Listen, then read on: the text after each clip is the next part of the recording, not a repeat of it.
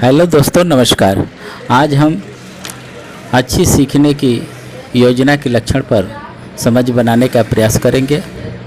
अगर आपने इस चैनल को सब्सक्राइब नहीं किया है तो कृपया कर लेंगे, ताकि अगला वीडियो हम डालें तो आप तक वह आसानी से पहुंच जाए। तो आइए, अच्छी योजना के लक्षण के साथ आज हम रचनात्मक शिक्षण, उपागम और सीखने की योजना, इसके साथ ही सीखने की योजना और रचनात्मक कक्षा प्रक्रियाओं में संबंध, इसके तहत व्यवहारवादी कक्षा शिक्षण और रचनात्मक कक्षा शिक्षण के बारे में भी चर्चा करेंगे।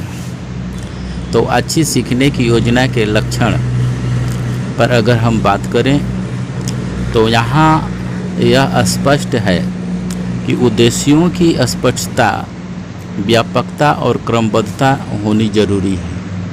कोई भी शिक्षक अगर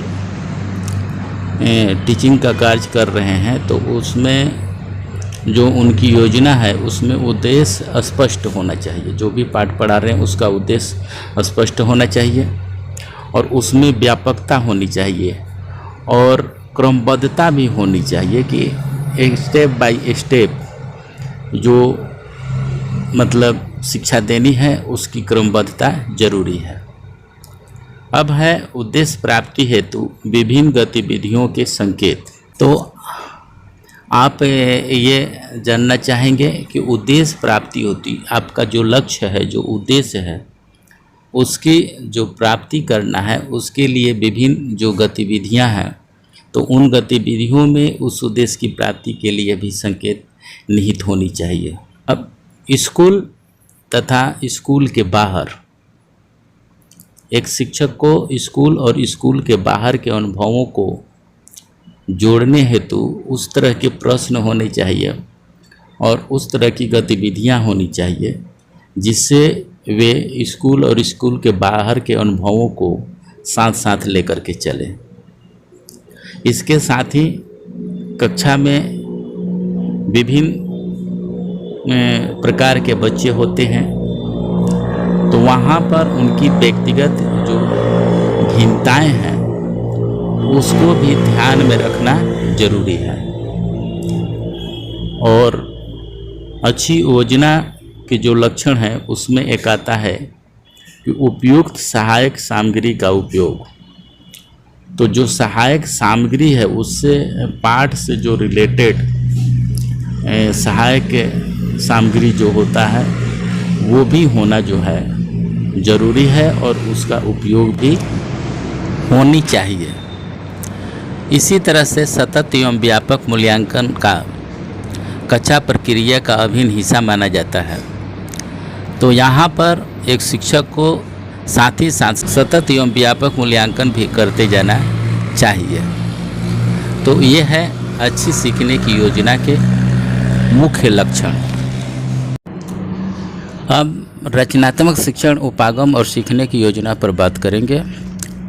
रचनावादी शिक्षण उपागम रचनात्मक शिक्षक और पियाजे के बाल्यावस्था विकास शिक्षा शोध पर आधारित है।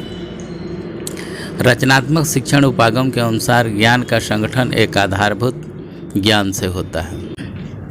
रचनावादी शिक्षण उपागम में यह माना जाता है कि कोई भी बच्चा जो है एक खाली स्लेट नहीं है, उसके पास उसके अपने अनुभव जुड़े होते हैं। बच्चे तभी अच्छा सीख सकते हैं जब बच्चों के उनकी अपनी जो अनुभव है उसके आधार पर सोचने के लिए उन्हें छूट दिया जाए। रचनावादी शिक्षण अधिगमकर्ता को अर्थ और ज्ञान का निर्माता मानता है। यह सैद्धांतिक रूपरेखा अधिगम को ज्ञान पर आधारित मानती है, जो कि बच्चा पहले से जानता है, जिस आधारभूत ज्ञान को हम स्कीमा कहते हैं। यहाँ स्कीमा के बारे में आप ये समझ लें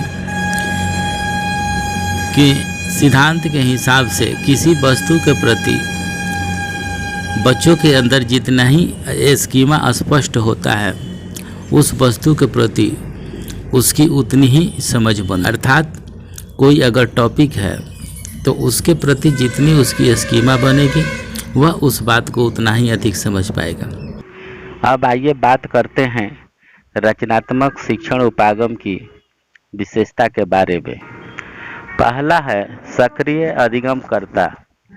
अब यह सर्वमान्य विचार है कि हर बच्चे में सीखने की स्वाभाविक उत्कंठा और क्षमता होती है, जो लगभग स्वतः भाषा सीखने के उनके ढंग में सबसे पहले उजागर होती है। बाल केंद्रित शिक्षा शास्त्र के विचार का मतलब है बच्चों के अनुभवों, उनकी बोलियों और उनकी सक्रिय भागीदारी का प्रमुख महत्व देना। हमारे पारंपरिक विद्यालयों में बच्चों के अनुभवों का कोई महत्व नहीं होता, क्योंकि वहाँ अध्यापन को जानने योग्य समस्त ज्ञान का भंडार माना जाता है। अनुशासन और आशा पालन के नाम पर बच्चों की आवाज़ दबा दी जाती है और उन्हें निष्क्रिय शिक्षा बना दिया जाता है। यह स्थिति पूरी तरह बदलनी चाहिए। हर बच्चे की पारिवारिक और सामाजिक पृष्ठभूमि होती है तथा सीखने का एक अपरिहार्य सामाजिक चरित्र होता है। जो बच्चे विभिन्न परिवेश से आते हैं उनकी अपनी जो पारिवारिक पृष्ठभूमि है, इसलिए बच्चे के अंदर जो कुछ है और जो कुछ लेकर वह विद्यालय आता है उनकी कद्र की जानी चाहिए। विद्यालयों और शिक्षकों को चाहिए कि वे सीखने की प्रक्रिया में बच्चों की सक्रिय भागीदारी को प्रोत्साहित करें। अपनी उत्सुकता के पोषण के लिए उन्हें खुद से अभ्यास करना चाहिए, सवाल पूछना चाहिए और जांच पड़ताल में उतरना चाहिए। रचनात्मक शिक्षण उपागम में बच्चा सक्रिय और स्वाभाविक शिक्षार्थी होता है।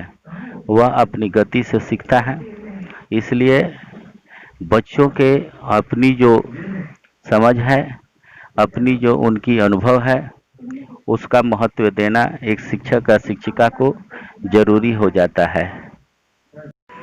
दूसरा है लोकतांत्रिक वातावरण। रचनात्मक शिक्षण उपागम बच्चों को लोकतांत्रिक वातावरण प्रदान करने का सिफारिश करता है, जिसमें बच्चा खुलकर अपनी बातों को, अपने अनुभवों को शेयर करे, बांट सकता है।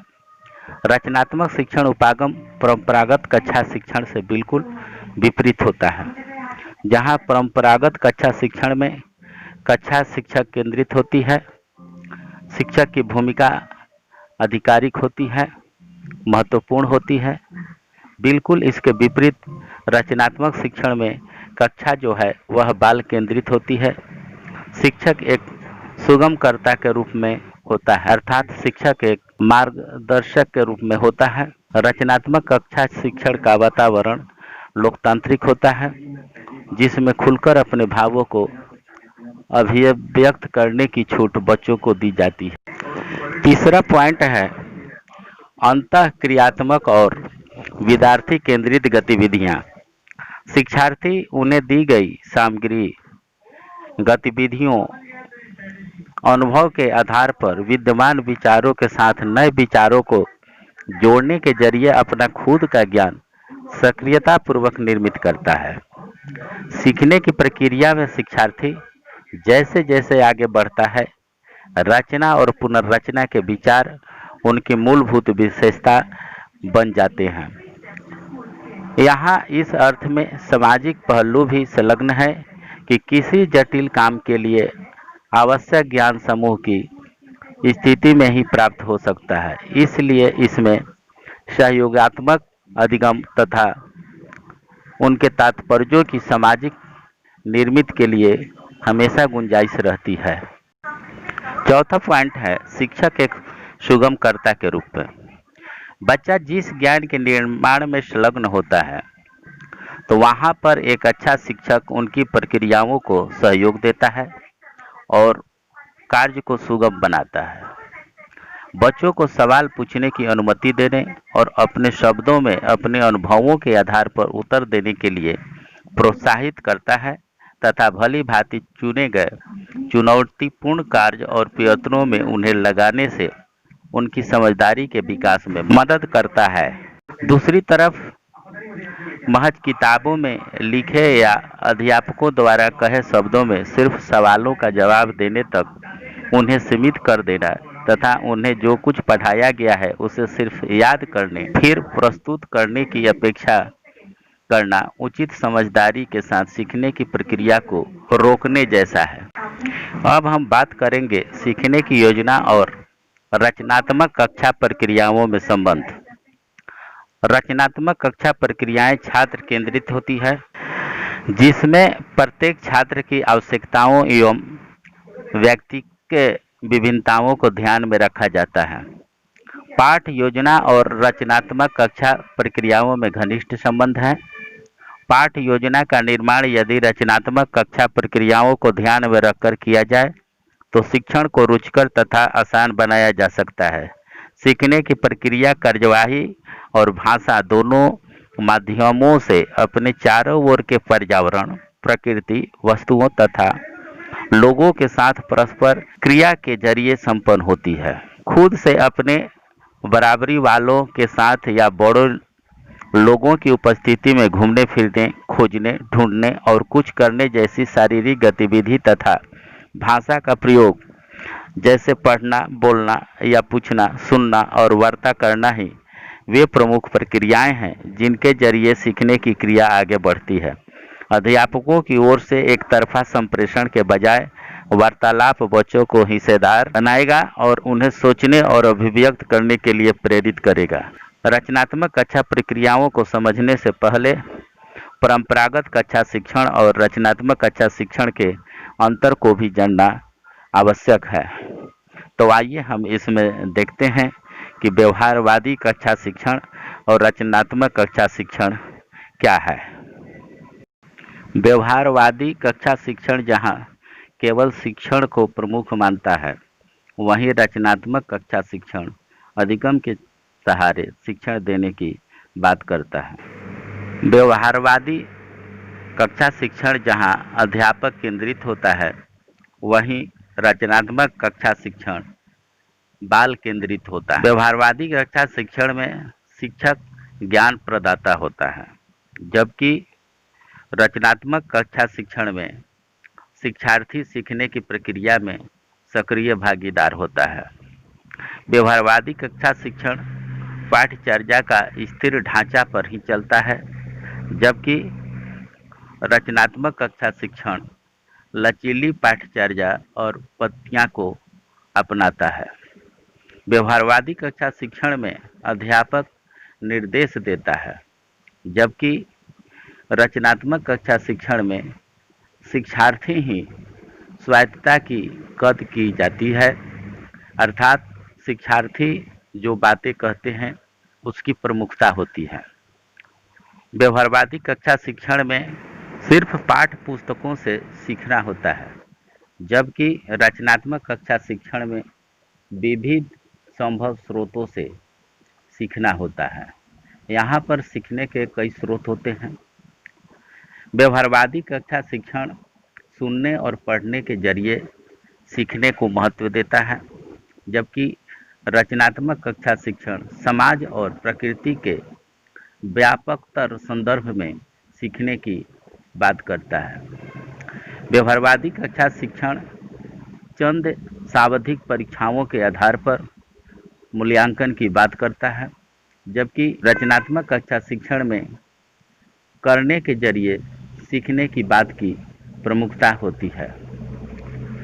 व्यवहारवादी कक्षा शिक्षण अर्ध से पूर्ण की ओर है, जबकि रचनात्मक कक्षा शिक्षण सतत एवं समग्र मूल्यांकन के जरिए मूल्यांकन करने की बात को रखता है। व्यवहारवादी कक्षा शिक्षण में निश्चित पाठ्यक्रम का पढ़ाया जाना प्रमुख होता है, जबकि रचनात्मक कक्षा शिक्षण में पूर्ण से शुरू होकर कई भागों में ज्ञान को बांटने की बात किया जाता है। जहाँ व्यवहारवादी कक्षा शिक्षण ज्ञान जो है गतिहीन होता है, वहीं रचनात्मक कक्षा शिक्षण में छात्रों के प्रश्नों और रुचियों पर ध्यान देकर के उसका कठोरता से पालन की बात की जाती है। व्यवहारवादी कक्षा शिक्षण में छात्र व्यक्तिगत रूप से कार्य करते हैं, ज्ञान गतिशील नहीं होता है, जबकि रचनात्मक कक्षा शिक्षण में ज्ञान जो है वह गतिशील होता है और छात्रों के अपनी व्यक्तिगत अनुभव के साथ वह बदलता रहता है। बच्चे जो शिक्षण में अनुभव प्राप्त कर रहे हैं उसके अनुसार ज्ञान जो है बदलता है और गतिशील होता है। व्यवहारवादी कक्षा शिक्षण में जहाँ पाठ को रटने पर जोर दिया जाता है, वहीं रचनात्मक कक्षा शिक्षण में छात्र जो हैं वह समूह में कार्य करते हैं और उस समूह में कार्य करते हुए वे पाठ्य पर समझ बनाने का प्रयास करते हैं। अधिगम एक अंतःक्रिया होती है और इस अंतःक्रिया का आधार छात्र का पूर्व ज्ञान होता है और उसी अपने पूर्व ज्ञान के आधार पर बच्चे जो हैं अपने पाठ के प्रति जो है समझ बनाते चले जाते हैं और यहाँ पर आधार कौशलों पर विशेष जोर दिया जाता है। तो आज बस इतना ही, फिर मिलते हैं अगले वीडियो के साथ। धन्यवाद।